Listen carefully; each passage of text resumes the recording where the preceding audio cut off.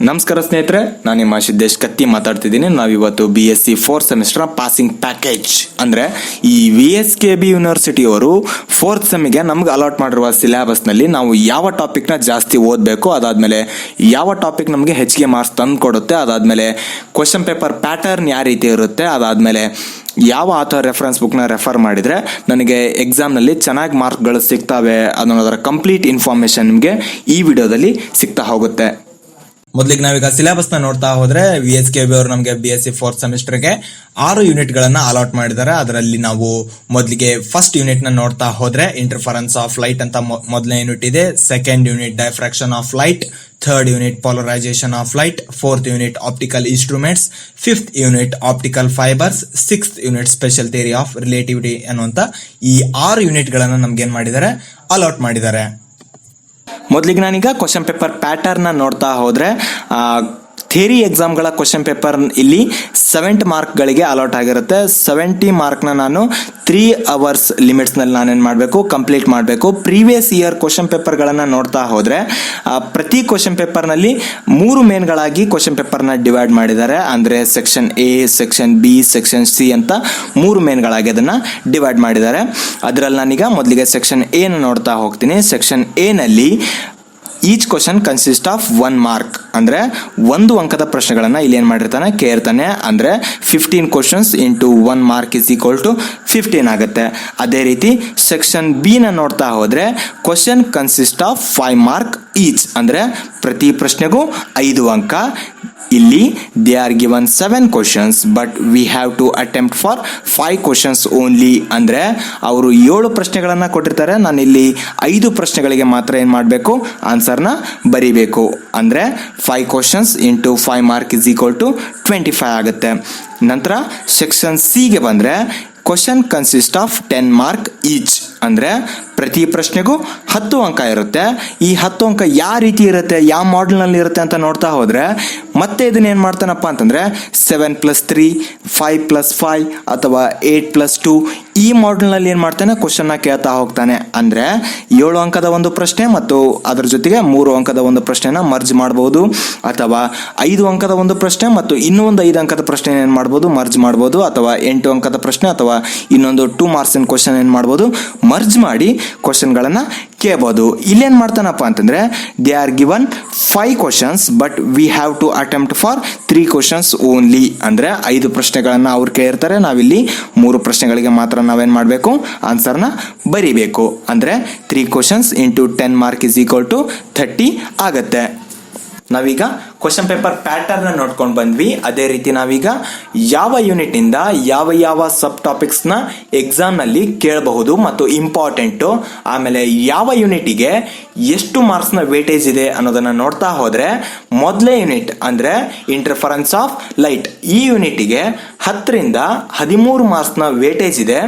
ಇದರಲ್ಲಿ ನಾನು ಏನೇನನ್ನ ಓದಬೇಕು ಅಂತ ನೋಡ್ತಾ ಹೋದರೆ Young's double slit experiment, Fresnel's biprism, Newton's ring by reflection, ಇದರಲ್ಲಿ ಥಿಯರಿನೂ ಓದಬೇಕು ಮತ್ತು ಎಕ್ಸ್ಪೆರಿಮೆಂಟ್ ಇದನ್ನು ಓದಬೇಕು. ಅದಾದಮೇಲೆ construction and working of Michelson's interferometer and experimental determination of wave length of sodium light, ಇದಿಷ್ಟನ್ನು ಓದಿದರೆ ನನಗೆ ಫಸ್ಟ್ ಯೂನಿಟ್ ಏನಾದಂಗೆ ಮ್ಯಾಕ್ಸಿಮಮ್ ಓದ್ದಂಗೆ.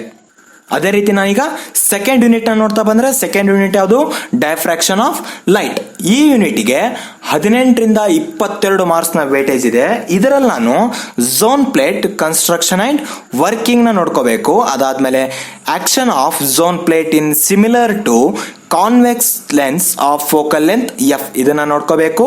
ಅದಾದಮೇಲೆ Fresnel's diffraction at a straight edge and width ಇದನ್ನು ನೋಡ್ಕೋಬೇಕು. ಅದಾದಮೇಲೆ ಟ್ರಾನ್ಸ್ಮಿಷನ್ ಗ್ರೇಟಿಂಗ್ ಇದರದ್ದು ಥಿಯರಿ ಮತ್ತು ಎಕ್ಸ್ಪೆರಿಮೆಂಟ್ ಎರಡನ್ನೂ ನೋಡ್ಕೋಬೇಕು. ಅದಾದಮೇಲೆ Fraunhofer diffraction at a single slit, ಇದಿಷ್ಟನ್ನು ನೋಡಿಕೊಂಡ್ರೆ ನನಗೆ ಸೆಕೆಂಡ್ ಚಾಪ್ಟರ್ ಮ್ಯಾಕ್ಸಿಮಮ್ ಕವರ್ ಆಗುತ್ತೆ. ಅದೇ ರೀತಿ ನಾವೀಗ ಥರ್ಡ್ ಯೂನಿಟ್ನ ನೋಡ್ತಾ ಬಂದರೆ ಥರ್ಡ್ ಯೂನಿಟ್ ಯಾವುದು, ಪೊಲರೈಸೇಷನ್ ಆಫ್ ಲೈಟ್. ಈ ಯೂನಿಟ್ಗೂ ಕೂಡ 18ರಿಂದ 20 ಮಾರ್ಕ್ಸ್ನ ವೇಟೇಜ್ ಇದೆ. ಇದರಲ್ಲಿ define polarisation, methods of obtaining polarised light, ಅದಾದಮೇಲೆ positive and negative crystals and principal refractive indices, ಅದಾದ್ಮೇಲೆ write a note on Huygens theory, ಅದಾದ್ಮೇಲೆ ಫ್ರಿಸ್ನಲ್ಸ್ ಥಿಯರಿ, ಅದಾದ್ಮೇಲೆ ಫ್ರಾನ್ಸ್ ಹಾಫ್ ಶೀಟ್ ಪೊಲರಿಮೀಟರ್, ಅದಾದ್ಮೇಲೆ define plates, production and detection of plane, circular, elliptically polarised light. ಇದಿಷ್ಟು ಏನು most important ಆಗಿ ಕೇಳಬಹುದಾದಂತಹ ಕೆಲವೊಂದಿಷ್ಟು ಪ್ರಶ್ನೆಗಳು. ಅದೇ ರೀತಿ ಫೋರ್ತ್ ಯೂನಿಟ್ ನ ನೋಡ್ತಾ ಬಂದ್ರೆ ಫೋರ್ತ್ ಯೂನಿಟ್ ಯಾವುದು? Optical instruments. ಈ ಯೂನಿಟ್ಗೆ 10 ರಿಂದ 15 ಮಾರ್ಕ್ಸ್ ನ ವೇಟೇಜ್ ಇದೆ. ಅದರಲ್ಲಿ equivalent focal length of two thin convex lenses separated by a distance d, ಅದಾದ್ಮೇಲೆ construction of Huygens eyepiece and plot the cardinal points of lens system. ಈ ಎರಡು ಪ್ರಶ್ನೆಗಳು ಮೋಸ್ಟ್ ಇಂಪಾರ್ಟೆಂಟ್ ಆದ ಪ್ರಶ್ನೆಗಳು. ಈ ಫೋರ್ತ್ ಯೂನಿಟ್ ನಿಂದ ನೀವು ಈ ಎರಡು ಪ್ರಶ್ನೆಗಳನ್ನ ನೋಡ್ಕೊಳ್ಳೇಬೇಕು. ಅದೇ ರೀತಿ ನಾವೀಗ ಫಿಫ್ತ್ ಯೂನಿಟ್ ನೋಡ್ತಾ ಬಂದ್ರೆ ಫಿಫ್ತ್ ಯೂನಿಟ್ ಯಾವುದು? Optical fibres. ಈ ಯೂನಿಟ್ ನಲ್ಲಿ 18 ರಿಂದ 20 ಮಾರ್ಕ್ಸ್ ನ ವೇಟೇಜ್ ಈ ಚಾಪ್ಟರ್ಗಿದೆ. ಇದರಲ್ಲಿ ನಾನು dispersion and propagation of light through optical fibres, ಅದಾದ್ಮೇಲೆ note on angle of acceptance, ಅದಾದ್ಮೇಲೆ expression for numerical aperture and refractive index, ಅದಾದ್ಮೇಲೆ ಅಪ್ಲಿಕೇಶನ್ ಆಫ್ ಆಪ್ಟಿಕಲ್ ಫೈಬರ್ಸ್. ಇದಿಷ್ಟನ್ನ ಓದಿದ್ರೆ ನನಗೆ ಆಪ್ಟಿಕಲ್ ಫೈಬರ್ಸ್ ಚಾಪ್ಟರ್ನ ಮ್ಯಾಕ್ಸಿಮಮ್ ಓದ್ದಂಗೆ. ಅದೇ ರೀತಿ ನಾವೀಗ ಸಿಕ್ಸ್ತ್ ಯೂನಿಟ್ಗೆ ಬಂದ್ರೆ ಸಿಕ್ಸ್ತ್ ಯೂನಿಟ್ ಯಾವುದು? Special theory of relativity. ಈ ಯೂನಿಟ್ಗೂ ಕೂಡ 18 ರಿಂದ 22 ಮಾರ್ಕ್ಸ್ ನ ವೇಟೇಜ್ ಇದೆ. ಇದರಲ್ಲಿ Michelson's Morley experiment, Lorentz transformation, addition of vectors, variation of mass with velocity, Einstein's mass energy relation ಅಂದ್ರೆ E = mc², postulates of special theory of relativity.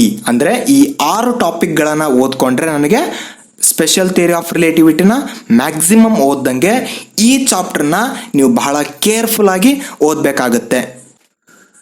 ನಾವೀಗ BSc 4th semester physics ನಲ್ಲಿರುವಂತಹ 6 ಟಾಪಿಕ್ಗಳಿಗೆ ಎಷ್ಟು marks ನ weightage ಇದೆ, ಆಮೇಲೆ ಈ unit ನಲ್ಲಿರುವಂತಹ ಸಬ್ topics ಯಾವ್ಯಾವ important ಅನ್ನೋದನ್ನ ನೋಡ್ಕೊಂಡ್ ಬಂದ್ವಿ. ಈ ಇಂಪಾರ್ಟೆಂಟ್ ಆಗಿರುವಂತಹ ಸಬ್ ಟಾಪಿಕ್ಸ್ ಮತ್ತೆ ಕ್ವಶನ್ಸ್ ಗಳಿಗೆ ಎಕ್ಸ್ಪ್ಲನೇಷನ್, ಆಮೇಲೆ ಇವುಗಳಿಗೆ ಎಕ್ಸಾಮ್ ಓರಿಯೆಂಟೆಡ್ ಆಗಿ ಇರುವಂತಹ ಆನ್ಸರ್ಗಳು ನಮ್ಮ ಯೂಟ್ಯೂಬ್ ಚಾನಲ್ ಅಲ್ಲಿ ಸಿಗ್ತಾ ಹೋಗುತ್ತವೆ.